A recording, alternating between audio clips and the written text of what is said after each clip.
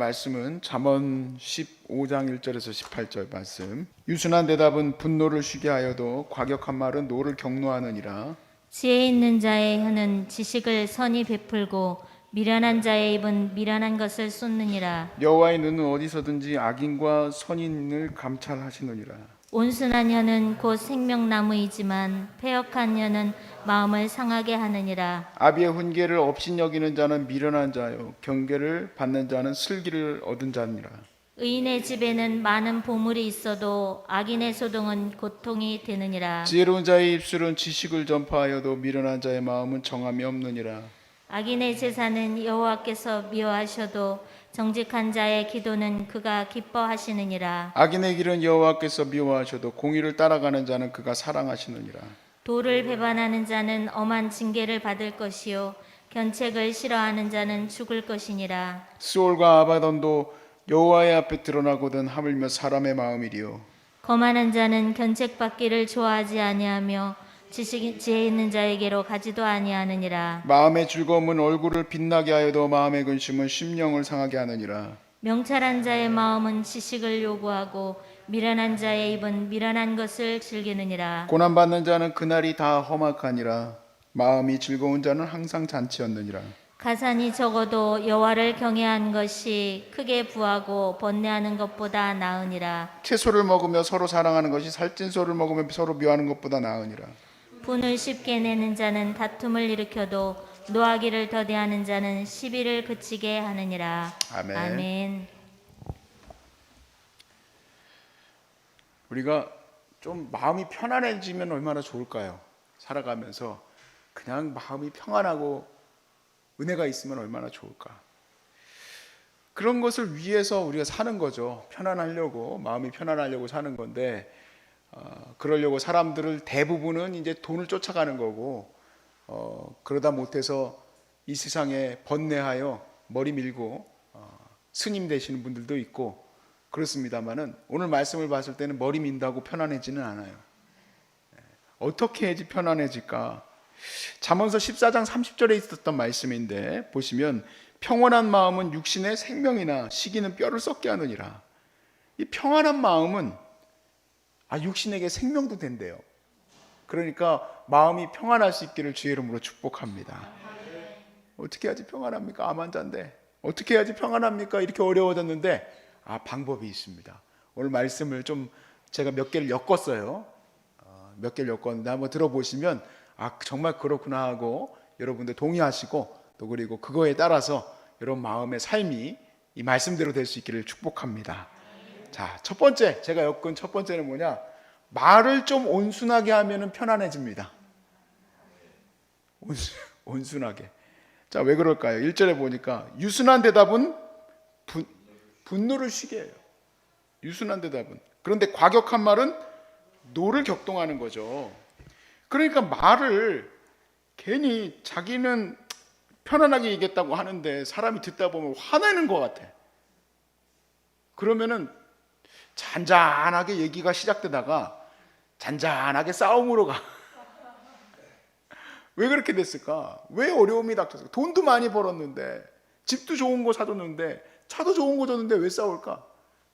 말투 때문에 그래요. 말투도. 얼굴 표정 때문에 그래요. 얼굴 표정은 말의 70%예요. 바디랭귀지는. 이 톤의 문제예요. 톤은 여러분 놀라지 마십시오. 27%예요. 실제로 버벌, 내 말에서 나오는 이 단어의 열거들은 3%밖에 안 돼요. 인식하는 데 있어서. 그러니까 여러분 우리 톤과 우리 표정도 상당히 많이 우리 마음을 괴롭게 하는 부분이 됩니다. 여러분 집을 한번 보세요. 중2 애들 표정 어때요? 열나게 만들죠? 그래서 야, 너 이렇게 해가지고 너 하라고 그랬지? 그랬더니 한다고 그랬어요. 분명히 말은 한다고 했지만 나는 죽을 것 같아. 열불 나가지고. 사실 정말 너무 놀라운 사람들이 하나 있는데 서비스직에 있는 사람들이에요. 그래서 제가 그분들을 보면서 옛날에는 잠언을 썼던 솔로몬 시대는 이건 없었을 것 같은데 이거는 생활의 지혜다, 지혜. 저 사람들은 분명히 열받고 화가 나겠지만 여러분 스튜어디스가 여러분 열받게 하는 말투 얘기한 적 본 적 있습니까? 없죠. 전혀 없어요. 삼성 직원들도 신기해. 이제 삼성을 옹호하는 게 아니라 LG보다 뭐 삼성을 도전 그런 얘기가 아니라 이 사람들은 훈련을 받았어 보니까. 그래서 말을 안녕하세요 고객님 뭐 이렇게 하면서 그래요. 제가 이제 전화가 좀 잘 안 돼가지고 전화했습니다 그러면은 그냥 전화가 안 돼서 전화했나 보다 하면 돼. 아우 많이 힘들으셨죠? 진짜 마음이 편안해져. 나도 안 그래도 화가 나려고 한 것도 아니지만 되게 위로받고 좋아요. 근데 어떤 사람은 그냥 조용히 얘기하려고 하는데도 막 화를 내. 화낸 것도 아닌데 과격한 말은 노를 격동한대요. 왜 마음이 힘든지 한번 자기 자신을 돌아보세요. 말투가 어떤지. 4절에 이렇게 써 있어요. 4절에 여러분 제발 내 배우자가 이걸 좀 들어야 되는데 그러지 마십시오. 자기가 들어야 돼요. 자기가. 자, 온순한 혀는 생명나무래요. 온순한 혀는 4절에 보니까. 그런데 패역한 혀는 마음을 상하게 한대요. 여러분 마음을 상하게 하면 당연히 달려들지. 내 마음 상하게 하는데 안 달려들 사람이 어디 있어요? 가만히 가는 사람이 누구 뭐라 합니까? 왜 부부간의 싸움이 더 많이 일어나고 자식 부모 간의 싸움이 많이 일어나냐면 마음이 열려있기 때문에 그래요. 절대로 옆집 사람하고는 싸움이 안 일어나요. 그러니까 여러분 다시 한번 우리가 새겨들읍시다. 온순한 혀는 생명나무예요. 뭐든지 하나씩 더 빵이라도 하나 더 나와 예쁘게 말하면. 자, 우리 이제 예쁘게 말합시다. 톤도 너무 크게 얘기하지 말고 좀 조용히 나 원래 목소리 톤이 커. 그러지 마시고 예쁘게 얘기하면 빵이라도 하나 더 나온다. 자, 18절 말씀에 분을 쉽게 내는 자는 다툼을 일으켜도 노하기를 더디하는 자는 시비를 그치게 하느니라. 그러니까 우리가 유순하게 말하고 온유하게 말하는 이런 훈련을 하게 되면 싸움도 시비를 가리는 일들도 그치게 한다는 거예요. 제가 이런 백분 토론이나 이런 거 보다 보니까 뭐 요즘에 한참 뭐 페미니즘 어쩌고 그런 얘기들도 많이 있잖아요. 근데 그 두 논객들이 막 대화를 하는데 잘 이걸 이끌어가는 사람들을 보니까 어떤 사람들이냐, 막 싸우고 막 서로 그냥 분쟁이 일어나는 거 말고 쫙 스며들면서 이겨나가는 사람 보니까 어떤 사람이냐면 그래도 든 게 많은 사람이에요. 이게 핵심적인 내용인데요. 뭐냐면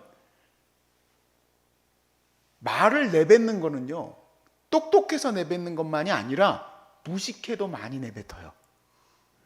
어떤 면에서 보면 무식해서 더 많이 내뱉을 수도 있어. 자, 여기 말씀해 보세요. 2절에 보니까 지혜 있는 자의 혀는 지식을 선히 베풀어요. 그런데 미련한 자의 입은 미련한 것을 쏟아내요.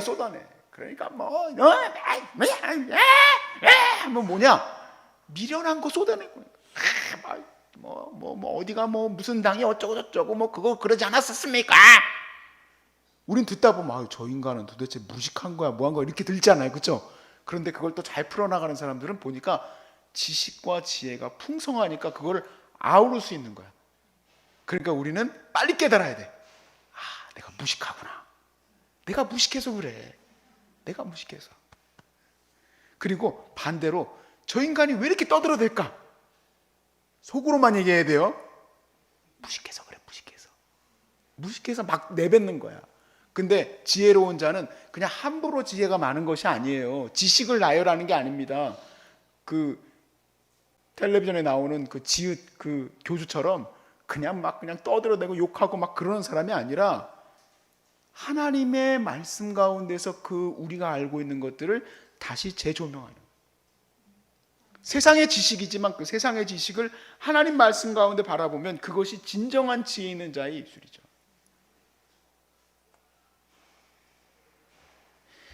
자, 그래서 7절 말씀해 보면 지혜로운 자의 입술은 지식을 전하여도 미련한 자의 마음에는 정함이 없다 그랬습니다.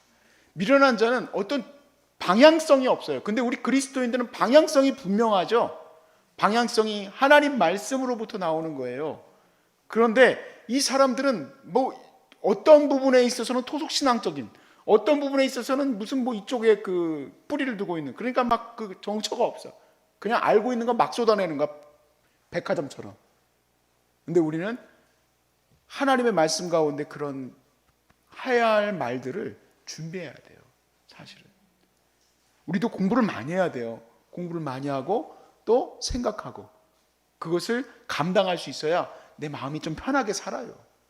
우리의 마음이. 자, 그 다음에 우리가 평안히 가려면 우리가 아까 찬양도 했지만 주의 친절한 팔에 안기면은 평안합니다. 일단 말 조심하시는 게 일단 첫 번째 평안함의 길이고, 두 번째 길은 뭐냐? 하나님의 보호하심이 아래에 있으면 평안해요. 착각하지 말아야 될 게 뭐냐면, 나 교회 다니니까 하나님 보호하심이 아래에 있다고 생각하고 주의 친절한 팔에 안기서 할 때 막 너무 좋고 신나가지고 행복해가지고 찬양하는데 뒤에 가가지고 보니까 온갖 비리와 나쁜 짓은 다 하고 있어. 그 사람은 착각이에요. 착각. 오늘 말씀해 보세요. 3절에 보니까 여호와의 눈은 어디서든지 악인과 선인을 감찰하시고 어디서든지 보고 계셔요. 이번에 한강 사건 때문에 마음이 많이들 아프세요. 저도 마음이 많이 아파요. 제 아들이 꼭 죽은 것 같고 그래서 너무 마음이 괴롭지만 어떻게 그 자리만 또 그렇게 또 CCTV가 없었대. 그래가지고 뭐 차 몇 대를 그걸 블랙박스를 다 뒤져가지고 그때 무슨 일이 있었는지 찾는다고 했지만 사실 찾기가 쉽지가 않아요. 대한민국은요 전 세계에서 가장 안전한 나라예요. 여러분 모르셨죠? 정말 안전한 나라예요. 근데 이 나라가 안전한 이유 중에 하나가 또 뭐가 있냐면 그 CCTV예요. 그런데 CCTV가 안 보이는 데도 있대잖아요. 대한민국 21세기 대한민국에. 근데 하나님의 눈은 비교할 수 없어요.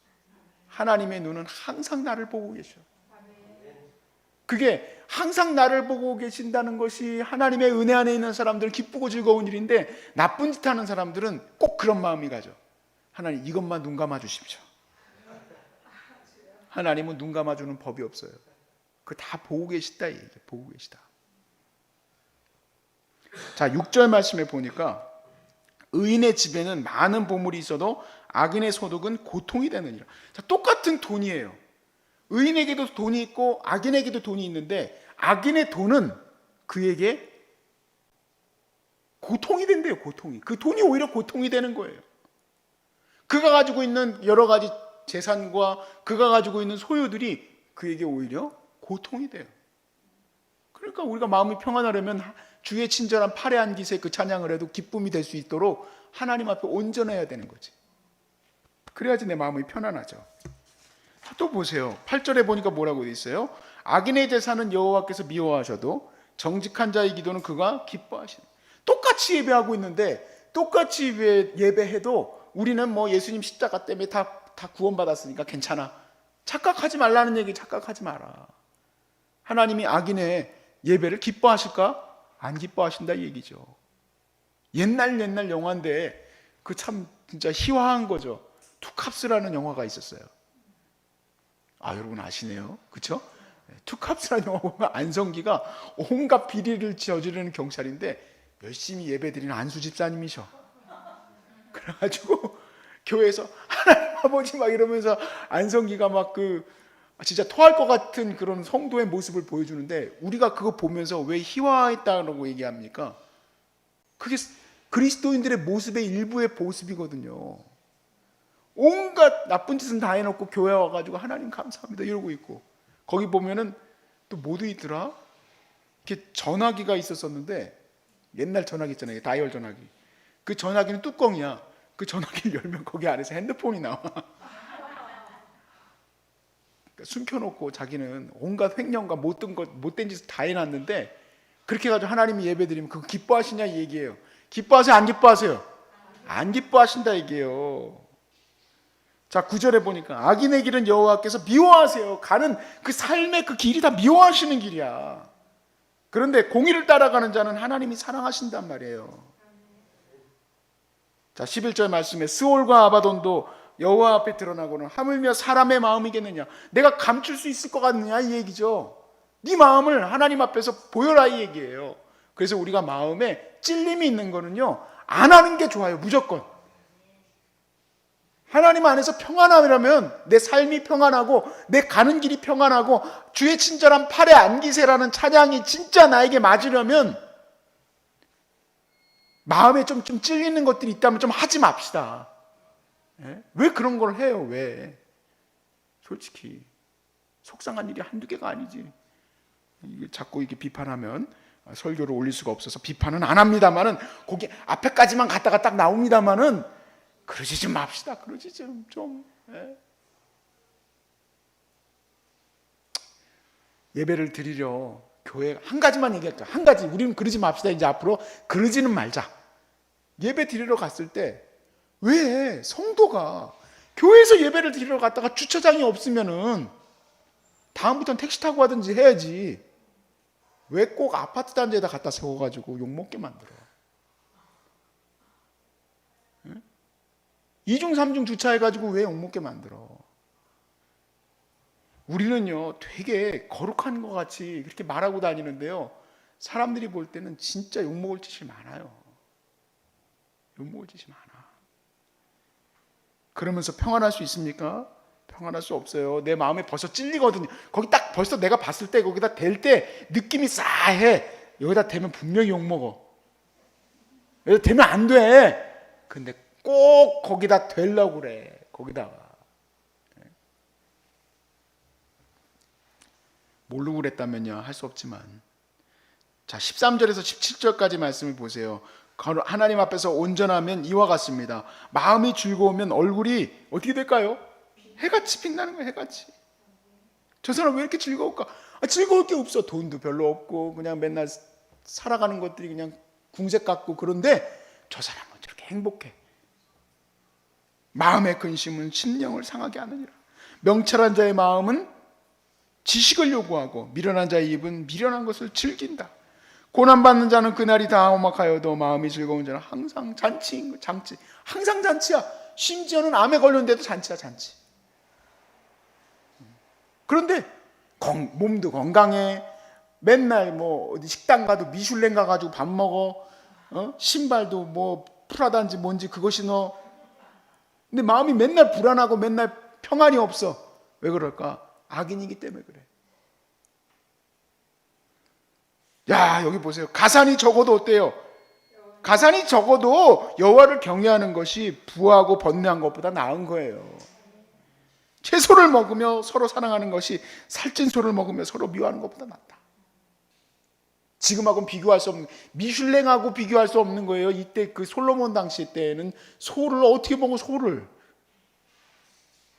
어떻게 먹어요? 지금 우리는 이제 채소만 먹죠. 왜냐면 이제 암에 걸릴까봐. 그렇지만 우리가 이렇게 부족하여도 하나님 보호하심 아래 있는 사람들은 마음이 평안해요. 평안한 길, 여러 가지 길이 있겠지만 오늘 이 본문을 딱 두 개로 엮었습니다. 첫 번째, 여러분 말 예쁘게 합시다. 말 예쁘게 하면 싸움도 멈춰요. 두 번째, 하나님 앞에 온전해야지 하는 척하면 주의 친절한 팔에 앉으세요 찬양하면서 은혜 받는 척 하지 말라는 얘기예요. 하나님의 도우심이 우리와 함께 되기 때문에 우리는 온전한 길로 갈 수 있기를 주의 이름으로 축복합니다.